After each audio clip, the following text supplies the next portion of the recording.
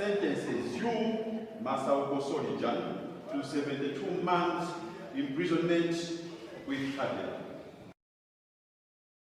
Nimangofuna nditakala muntu olungama, oyera ntima tutu opanda banga, koma tupindi ntima zimangolimbana, ntima umafuna zina, tupilili mafuna zina.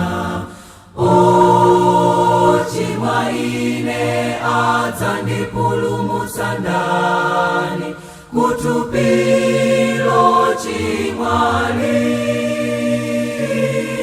Yesu Kristu, menyereni nkhondo ndekandalephera, kukhala oyera mundivekele chilungamo chanu.